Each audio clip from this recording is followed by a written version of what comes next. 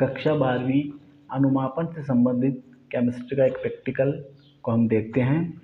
इसमें N/20 या 0.05 N ferrous ammonium sulphate का 250 ml में मानक विलयन बनाकर और फिर अज्ञात सांद्रता वाले पोटेशियम परमैंगनेट विलयन की हम सांद्रता ग्राम प्रति लीटर में ज्ञात करते हैं। इसके लिए आवश्यक सामग्री है ferrous ammonium sulphate, potassium permanganate, तनु सल्फ्यूरिक अम्ल, burette, pipette, burette stand, funnel, मापक फ्लास्क, वाच ग्लास, इनकी ज़रूरत पड़ती है हमें। सिद्धांत है अम्लीय माध्यम में, मतलब अम्ल की उपस्थिति में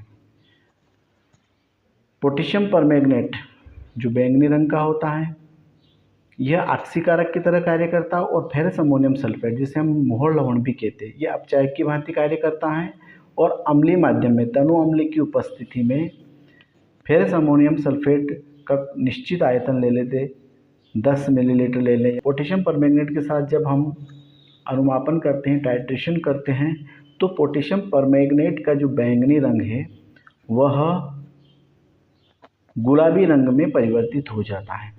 रिएक्शन को अगर हम देखें तो इस प्रकार से ये बैंगनी रंग का पोटेशियम परमैंगनेट है जिसे हम ब्यूरेट में भरते हैं, अज्ञात सांद्रता वाला होता है।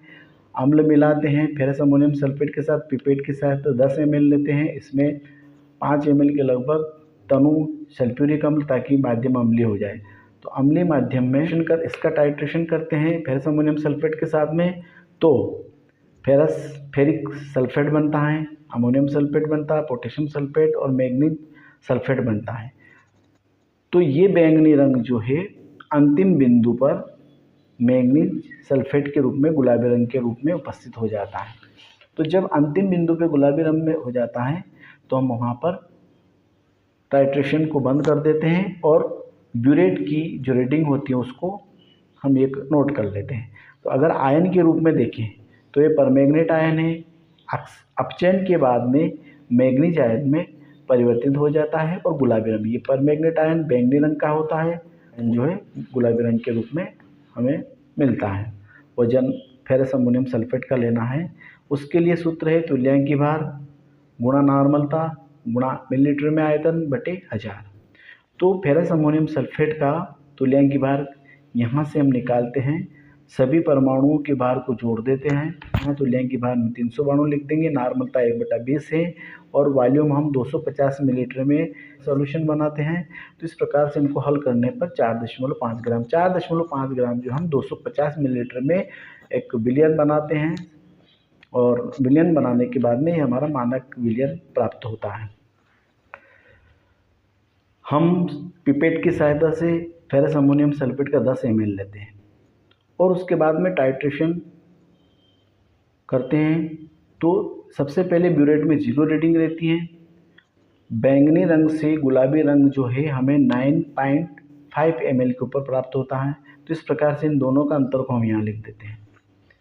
इसके बाद में फिर दूसरी रीडिंग लेते हैं। तो पहली रीडिंग हमारी 9.5 जहाँ पे ब्यूरेट का पहले का पाठ्यांक था उसको हम पहली रीडिंग मान लेते हैं और उसके बाद में फिर 10 ml लेकर फिर सल्फ्यूरिक अम्ल मिला के फिर टाइट्रेशन करते हैं। तो ब्यूरेट का जो पाठ्यांक होता है वो 19 दशमलव के लगभग मिलता है। तो हम इन दोनों के अंतर को यहाँ लिख देते हैं, दोनों को घटा के यहाँ लिख देते हैं। इसी प्रकार से ये जो क्रिया है लगभग 3 बार दोहराते हैं। इनमें जो 2 बार के जो सेम पाठ्यांक आता है उसी को हम एवरेज मान लेते हैं और यहाँ पर एवरेज रीडिंग के रूप में यहाँ लिख लेते हैं। तो हमें ये ज्ञात है कि तुल्यता नियम से N1V1 बराबर N2V2। N1 ज्ञात विलयन की सांद्रता 1/20 और ज्ञात विलयन का जो आयतन है हमने पिपेट की सहायता से लिया था 10 ml, तो 10 ml यहाँ लिख देंगे। और N2 जिसका हमें पोटेशियम परमैंगनेट का सांद्रता ज्ञात करनी है तो N2 उसकी सांद्रता हो जाएगी, ज्ञात करना है और इसका वॉल्यूम जो है वो ये रीडिंग हो जाएगी, ये रीडिंग यहाँ पे हम लिख लेंगे। इनको पक्षांतर करेंगे, ये बटे में चल जाएगा, इनको काटेंगे हल करेंगे तो N2 का मान जो 1/19 1 में 19 का भाग देने पर जो पोटेशियम परमैंगनेट है उसकी नॉर्मलता है 0.0526। इस नॉर्मलता को हम ग्राम प्रति लीटर में चेंज करते हैं, इसे हम ग्राम प्रति लीटर में चेंज करते हैं। तो इसके लिए ग्राम तुल्यांकी का गुणा कर देंगे। तो ग्राम तुल्यांकी का गुणा करेंगे तो पोटेशियम पर मैग्नेट का ग्राम तुल्यांक जो 31.6 के लगभग है, इन दोनों का गुणा करेंगे तो 1.64 ग्राम प्रति लीटर जो है ये प्राप्त होती है पोटेशियम पर मैग्नेट की इससे पढ़ लें। अगर हम यहाँ पर नॉर्मलता को n/30 करते हैं तो 1 में 30 का भाग देने पर 0.033 n, इन दोनों का मतलब एक ही होता है। n/30 बोले या 0.033 n बोले एक ही बात है। अगर हम फेरस अमोनियम सल्फेट की नॉर्मलता ये रखते हैं 250 ml में मानक विलयन बनाते हैं तो इसकी कैलकुलेशन इस प्रकार से हो जाएगी। n/30 तो फेरस अमोनियम सल्फेट का कितना ग्राम लेना है तो तुल्यांक की भार में नॉर्मलता और आयतन का गुणा कर देंगे।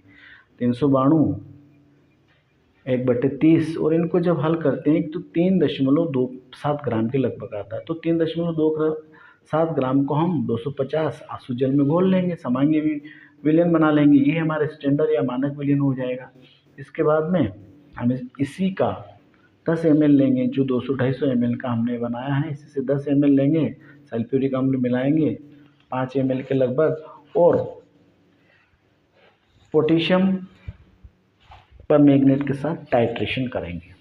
तो अगर मान लिया जाए कि हम 10 ml लेते हैं, ब्यूरेट का प्रारंभिक पाठ्यांक 0 रहता है, यहाँ पर 12.5 लिखा था, तो मान लिया जाए कि अंतिम 12.5, इन दोनों का अंतर निकाल लेंगे। फिर प्रारंभिक को हम 12.5 मान लेंगे और फिर अंतिम जो कलर पिंक कलर में चेंज होता है वो 25 मानते हैं। इन दोनों का अंतर यहाँ लिख लेंगे 12.5 और दो सेम रीडिंग को हम औसत के रूप में लिख लेते हैं। कैलकुलेशन को वापस दोहराएंगे, यहाँ नॉर्मलता बदल देंगे। वॉल्यूम पिपेट में 10 ml लिया था और ब्यूरेट का जो पाठ्यांक था जिनका औसत है यहाँ पे लिख देंगे। N2 को निकालना है तो इसको बटे में भेज देंगे पक्षांतर करने पर, तो N2 का मान 1/37.5, 1 में इसका भाग देंगे तो लगभग 0.027 के लगभग आएगा। तो इस प्रकार से ये अज्ञात सांद्रता वाले विलयन अर्थात पोटेशियम पर मैग्नेट की सांद्रता हमने ज्ञात करी। अब इसको अगर ग्राम प्रति लीटर में ज्ञात करना तो ग्राम तुल्यांक का हम गुणा कर देंगे। ग्राम तुल्यांक 31.6 होता है, इन दोनों का गुणा करने पर एमिनोफोर की सांद्रता जो है 0.85 ग्राम प्रति लीटर प्राप्त हो जाती है। परिणाम के रूप में लिख देंगे। धन्यवाद।